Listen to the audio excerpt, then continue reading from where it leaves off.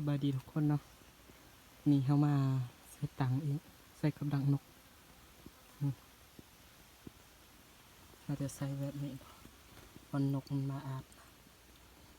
มันจะมาอาบน้ำหรือกินน้ำแถวนี้เราก็จะใส่ขึ้นไปเราก็ใส่เนาะอันนี้เราใส่ขึ้นไปพุ่นถึงพุ่นละเดี๋ยววันนี้เราจะใส่ลงไปลุมพุ่นเนาะ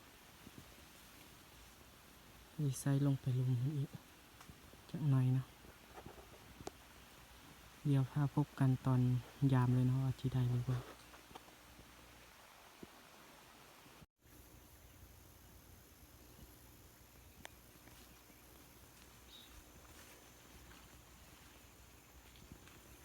ถึกแล้วมาควักนี่เอาเนี่ย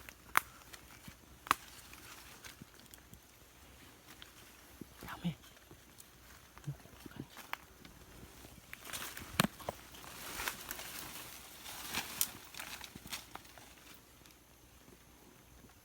เอาตัวนกนี่นะ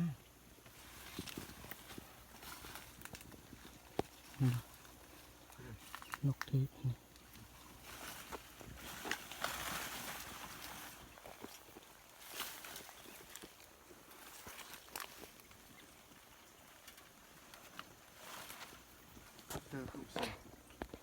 ไปซื้อ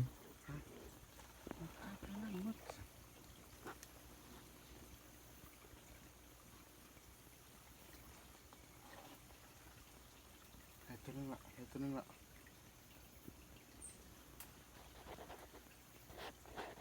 นกมันกำลังมาอีกเอ้านี่เราเอาใส่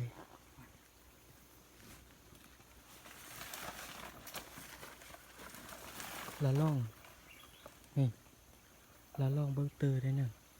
บ่มันอันนั้นบ่มันอาบบ่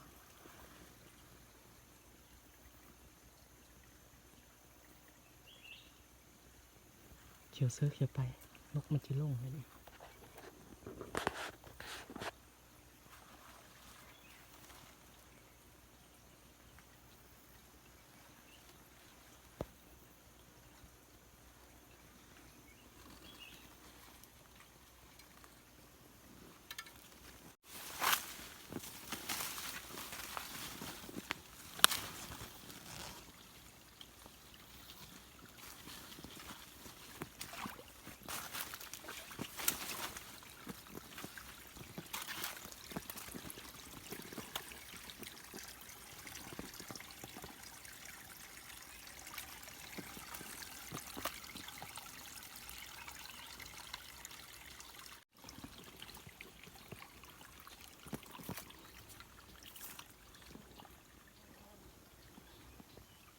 ได้นกน้อยเนาะ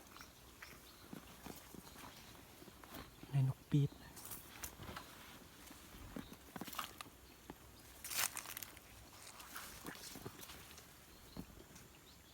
นกมันหอมนี่มึงนกมันอาบแถวนี้แต่บริใส่แถวใส่ตัวมือมีมันก็อาบอยู่เปียกเห็นไหมนกอาบไปไหมจะเปียกแบบนี้เนาะไปไหม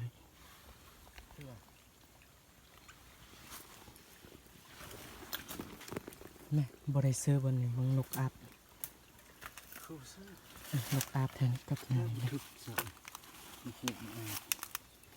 อันนี้ก็จะบริเซอร์เขาก็เก็บเอาขวดเก่าเขามากายเลยเอาทิมเลยกายซื้ออีกขวดนึงนกปี๊ดมาลงนะมันบินทางจริง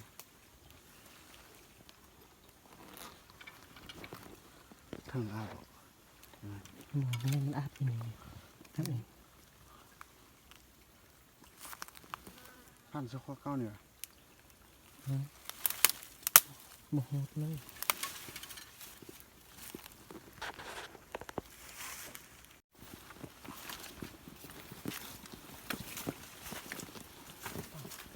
พวกนี้เขาเสิร์ฟนี่น่ะนกควักน่ะ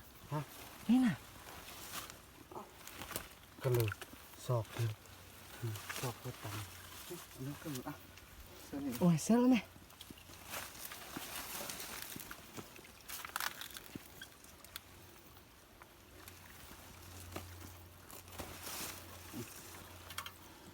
ล้างหน้ากระเทิงบ่เห็นนกมันสินกหน่อย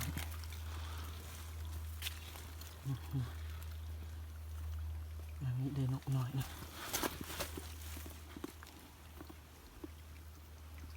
เดี๋ยวเราไปเบิ่งล้างเทิงก่อนเนาะ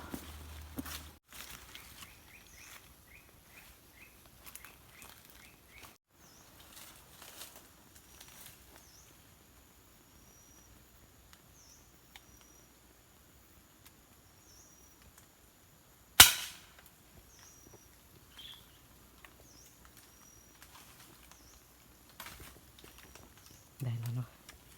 ยิงนกควักอีก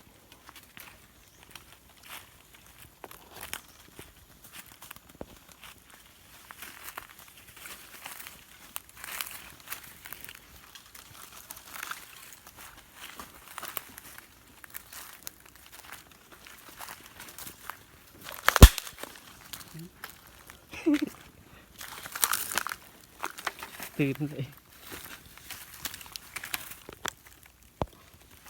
ตึกกระเดิมมันตึกหัวมัน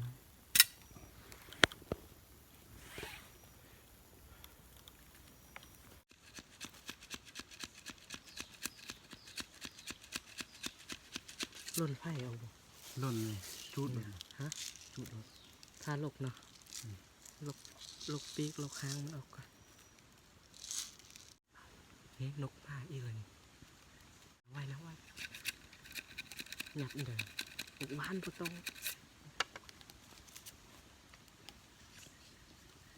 ไปเดี๋ยวไปเบิ่งเนาะจะยิงนกอีกละ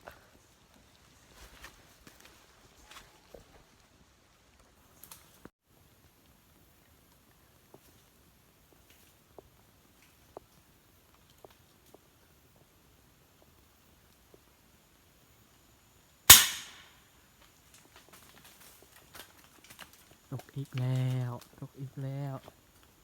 ตกอีกตัวหนึ่งแล้วตกอีกตัวหนึ่งแล้วนะ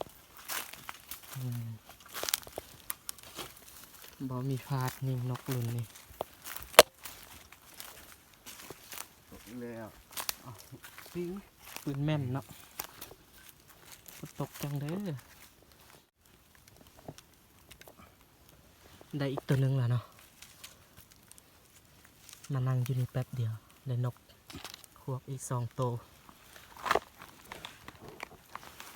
เดี๋ยวนกควกเขาจะเอาไปกินอยู่ข้างนั้นเนาะนกน้อยเขาจะปีงกินอยู่นี่ปีงนกน้อยซีมดังไฟอย่างปีง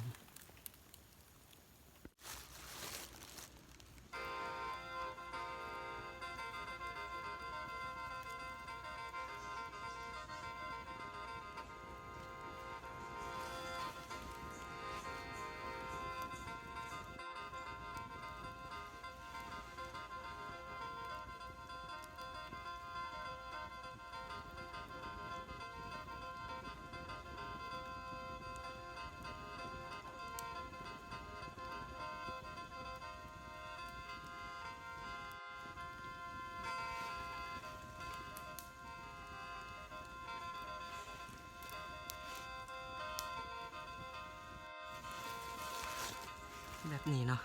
เอาขี้คานลบคนเขาต้นไผ่เอา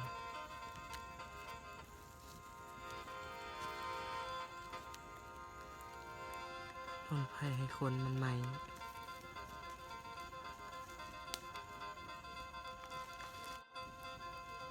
มันอาจจะปีงนกน้อยๆ3 ตัวกินบ่หมดนะ3 ตัวตัวเยอะพวก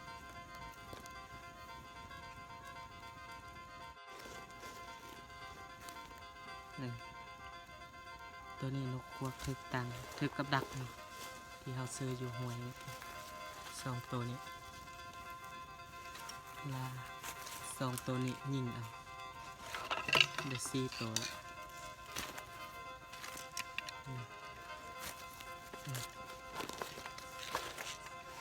เดี๋ยวจะปิ้งนกกันนะปิ้งนก3 ตัวกินส่วน4 ตัวนี่เดี๋ยวเราจะไปยามกับดักอีกเนาะ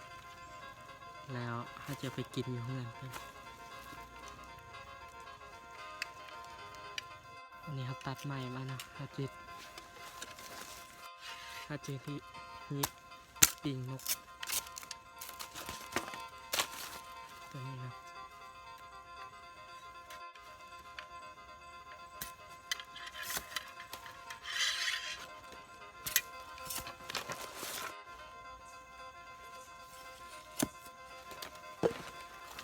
แบบนี้ โอ้ตัดองเลิศมือเนาะข้างในก็ติดแป้งอยู่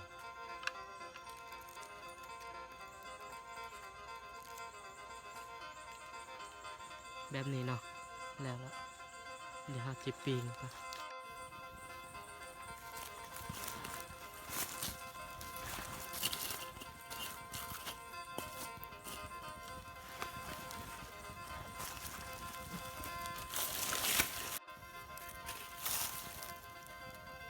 ครับครับครับอืมครับอืม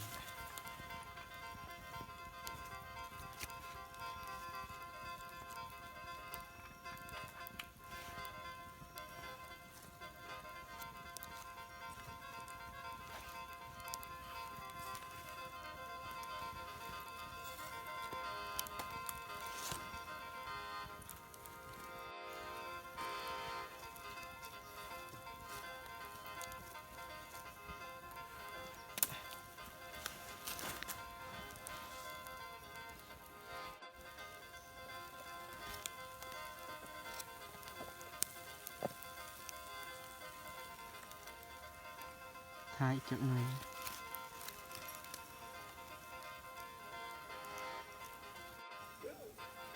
สุกแล้วเนาะ ส่วนเราไม่ทราบเกี่ยวกับด้านตั้ง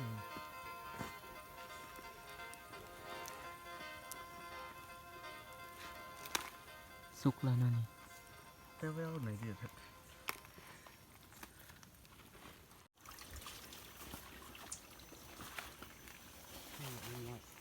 ฮะได้นกน้อยตัวนึง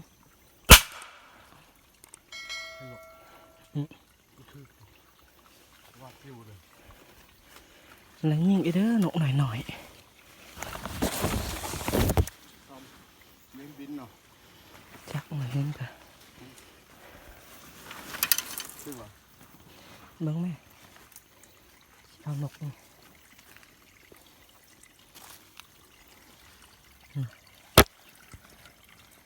ได้นกน้อยตัวนึงนี่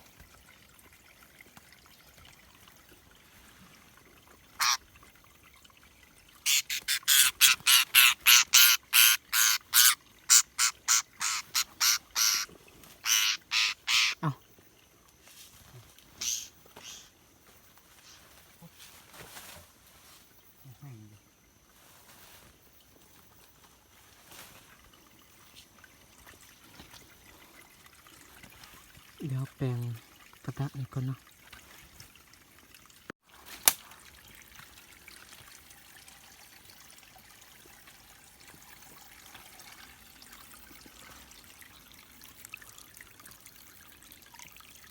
นี่ก็มีหอยนกอาบน้ำนี่เยอะ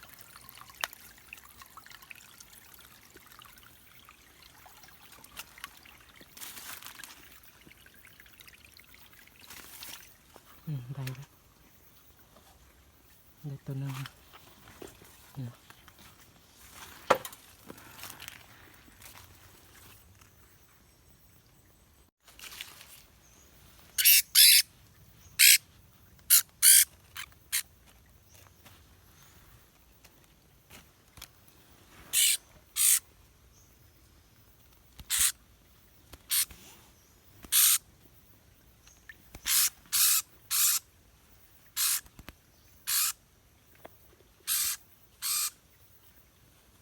ไอ้ที่โต ตัวเดียว สู้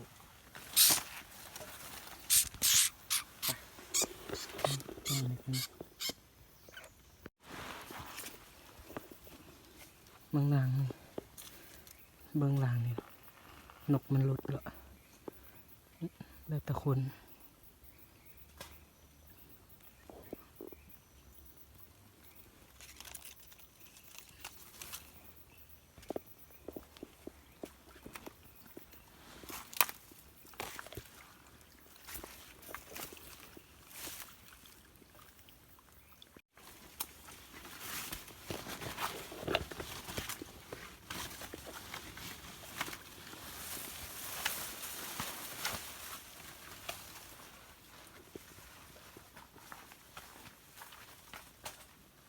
ได้ปะ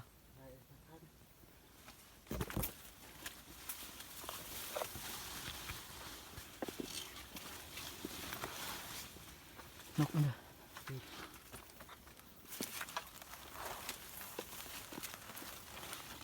สองตัว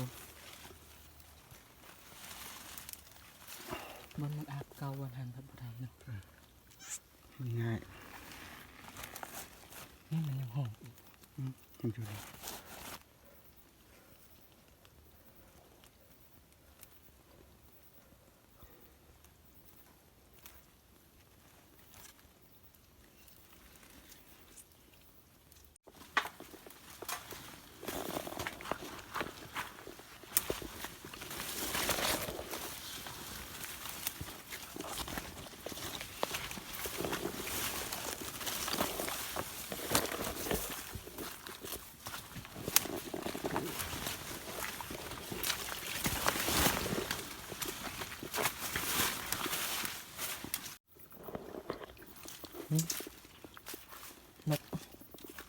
นกที่มันหลุดอยู่ควัน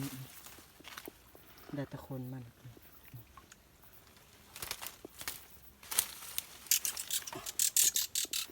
เขาขึ้นมาเมื่อกี้คือบ่อันนั้นเนาะเขาขึ้นมาเมื่อกี้บ่เห็นมัน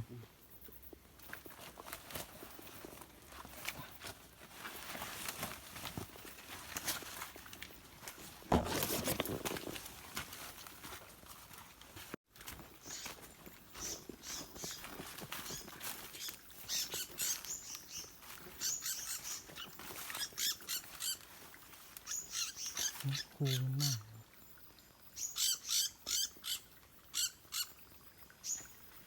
แปลงดีที่แม่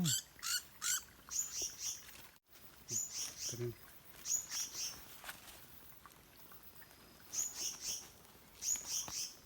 มูมันมามันเหาะจะนำลงมา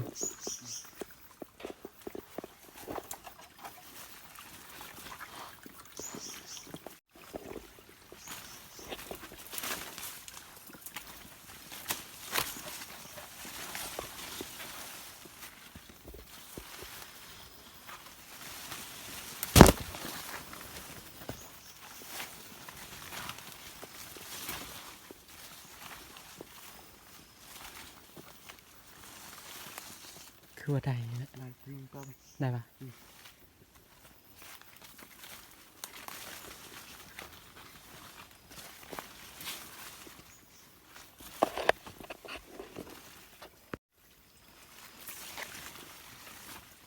ล้างนี่ตอนขึ้นหากกระทึก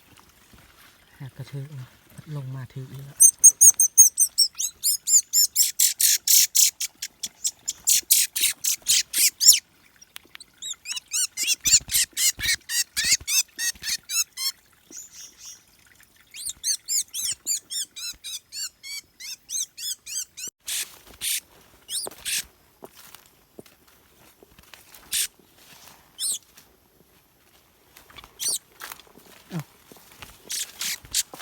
เอานกนะ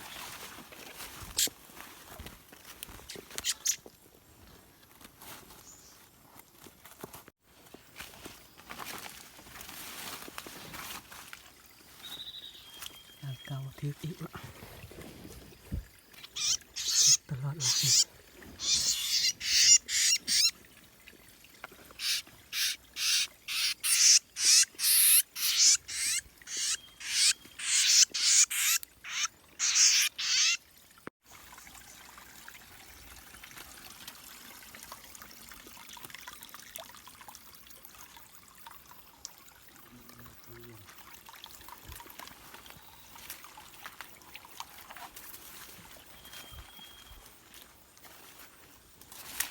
นกกำลังลงต้มนี่ไปทางนี้ ได้สองตัวลัง ช่องล้างตัวละล้างมันกำลังลงพาตะพายมืดจังพายสิก็ได้อี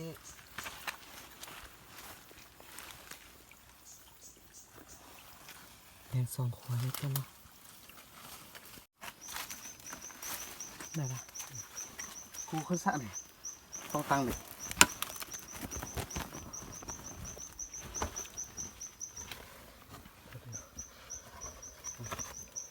กูครับเนาะเดี๋ยวมันอาบยืดบุทึก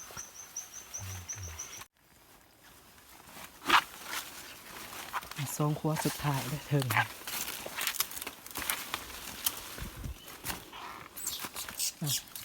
อีกคนนึงอีกคนนึง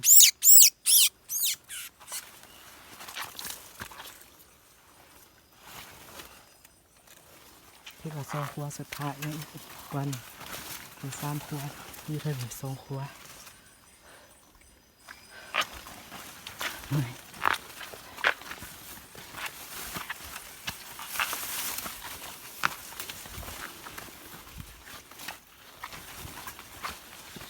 ได้บ่ฮะ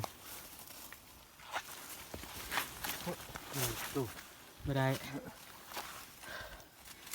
จับมาเลย กูเมื่อคำละ ตอนนี้ก็5:30แล้วเนาะใกล้จะฮอด6:00แล้ว เอาคือเห็นทุกคน เอากันเบิ้งอุ้ยลูกสลัดเลย ต้องลาดอ่ะ นี่ โอ้โอ้ตัวเนี้ยตัวเนี้ยตัวเนี้ย ที่เราจะไปได้เนาะ คุณพ่อจะมายินห้อง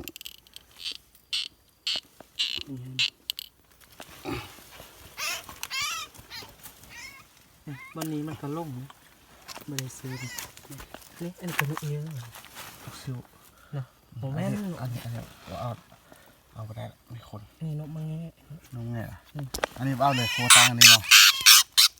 เอาไปได้แล้ว มีอีกอย่างหนึง มืดเลยสิ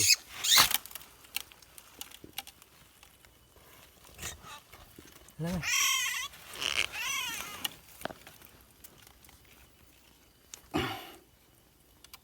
โอ้ยเสียตังค์อีกแล้วเนี่ย